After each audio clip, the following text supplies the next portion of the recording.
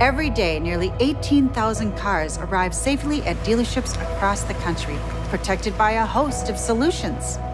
But what happens when the car leaves the lot?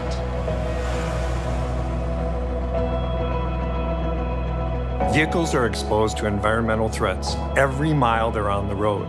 Rocks, sand, gravel, and debris attack exposed surfaces, resulting in damage to both the outside and the inside of the vehicle. By understanding how and why car surfaces are damaged, we're able to create a solution that bonds with the surface of the vehicle, forming an invisible layer of protection that defends your car from the environment.